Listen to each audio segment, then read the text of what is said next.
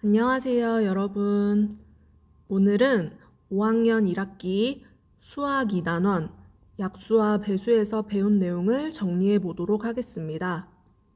화면에 나오는 부분들은 모두 수학 교과서에서 가져온 것들이니 설명을 듣다가 조금 헷갈리거나 이해가 되지 않는 부분들은 교과서를 다시 펴서 해당되는 곳을 꼭 한번 살펴봤으면 좋겠어요.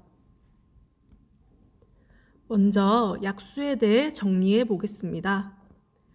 12라는 숫자가 있을 때 12를 나누어 떨어지게 하는 수는 무엇이 있을까요? 네, 1, 2, 3, 4, 6, 12. 이 6개의 숫자들이 12를 나누어 떨어지게 하는데요. 이 숫자들을 약수라고 하고 1, 2, 3, 4, 6, 12는 12의 약수라고 합니다. 그럼 5를 한번 생각해 볼게요. 5는 12를 나누어 떨어지게 하나요? 아니죠. 그래서 5는 12의 약수가 아니에요. 어떤 수를 나누어 떨어지게 하는 수를 그 수의 약수라고 합니다. 이번에는 배수를 정리해 봅시다. 배수는 약수보다 훨씬 이해하기 쉬운 개념인데요. 4라는 숫자를 1배, 2배, 3배 하면 어떤 수가 될까요? 네, 차례대로 4, 8, 12가 되죠. 이 숫자들을 4의 배수라고 합니다. 그럼 7을 한번 살펴볼게요. 7은 4의 배수일까요? 아니죠. 4에 어떤 수를 곱해도 7이 되지 않으므로 배수라고 할 수 없습니다. 어떤 수를 1배, 2배, 3배 한 수를 그 수의 배수라고 해요. 이 약수와 배수는 뗄래야 뗄 수 없는 관계인데요. 이번에는 약수와 배수의 관계를 살펴보겠습니다. 우선 빈칸에 알맞은 단어를 생각해 볼까요? 3과 5에 무엇을 해야 15가 될까요? 네, 각각 5배, 3배를 해야겠죠. 그래서 이 빈칸에 알맞은 단어는 네, 배수입니다. 그럼 두 번째 줄을 살펴볼게요. 15에 무엇을 하면 3과 5가 나올까요? 네, 3과 5가 15보다 작은 수고 15를 나누어 떨어지게 하는 숫자들이죠. 그래서 빈칸에는 약수를 넣어야 합니다. 언뜻 봐서는 조금 헷갈릴 수 있는데 개념을 확실하게 알고 잘 생각하면 어렵지 않은 문장들이에요. 그럼 이번에는 공약수와 최대 공약수를 정리해 봅시다.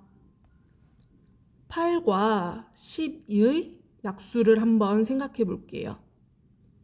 8의 약수는 1, 2, 4, 8이 있고 10의 약수는 1, 2, 3, 4, 6, 12가 있죠. 여기서 공통된 약수들을 찾아보면 1, 2, 4가 있습니다. 이렇게 8과 12의 공통된 약수 1, 2, 4를 8과 12의 공약수라고 하고요. 이 공약수 중에 가장 큰 약수인 4를 최대 공약수라고 합니다. 그럼 최대 공약수는 수학에서 언제 쓰이는 걸까요? 우리 나중에 배울 분수의 약분에서 쓰이고요.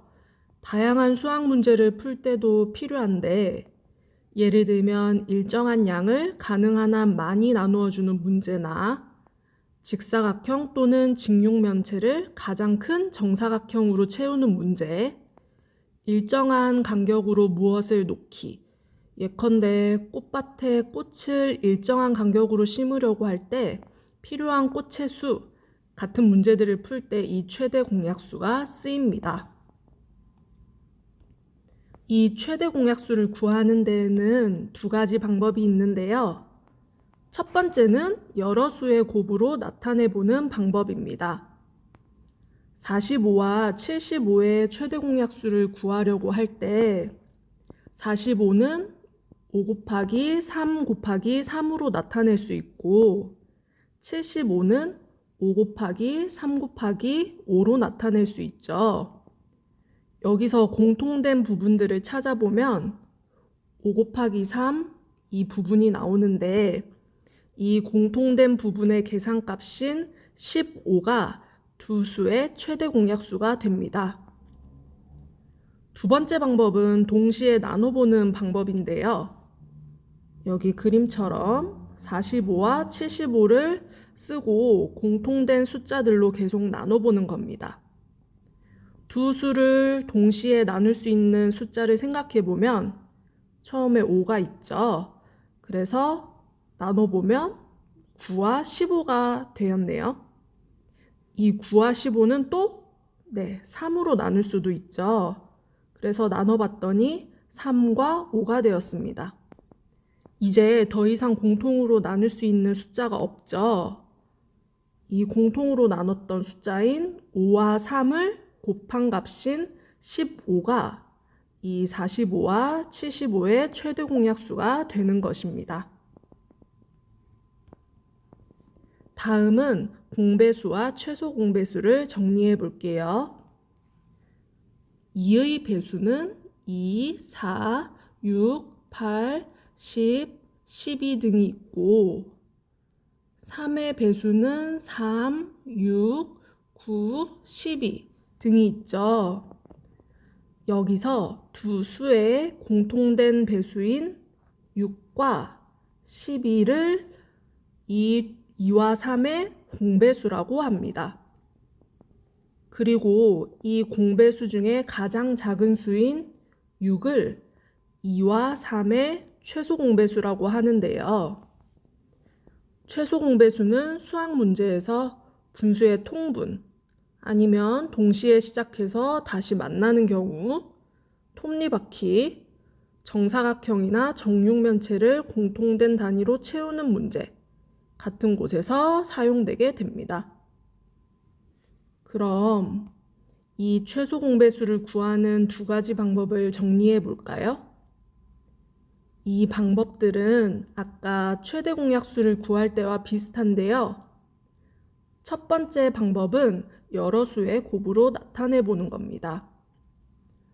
30과 50의 최소 공배수를 구하고 싶을 때 30은 3 곱하기 2 곱하기 5로 나타낼 수 있고 50은 2 곱하기 5 곱하기 5로 나타낼 수 있습니다. 여기서 공통된 부분인 2 곱하기 5를 한 번만 써주고 나머지 부분들을 이어서 써주면 되는데요. 여기 30에서 남은 부분인 3, 50에서 남은 부분인 5가 있죠. 이 계산된 것들을 다 곱해주면 얼마가 나오나요? 이 계산 결과인 150이 30과 50의 최소 공배수가 되는 겁니다. 그럼 두 번째 방법을 살펴볼게요. 아까 전처럼 공통된 숫자들로 계속 나눠보는 방법인데요. 30과 50을 놔두고 공통된 약수인 2로 나눴더니 15와 25가 되네요. 이를 한 번 더 공통된 약수인 5로 나눴더니 3과 5가 되고 더 이상 공통으로 나누어 떨어지게 하는 숫자가 없게 됩니다. 이때 계산 결과에 나온 모든 숫자들을 한번 곱해주는 거예요. 그래서 2 곱하기 5 곱하기 3 곱하기 5의 결과인 150이 이 30과 50의 최소 공배수가 되는 겁니다. 어느 방법을 써서 구해야 하는지 정해져 있지는 않은데 자기에게 좀 더 편한 방법을 써서 최대 공약수와 최소 공배수를 구해보면 되겠죠? 개념들이 헷갈리지 않게 교과서를 보면서 열심히 복습해 주세요. 그럼 2단원 정리를 마치겠습니다. 우리 3단원도 열심히 공부해 볼게요. 안녕.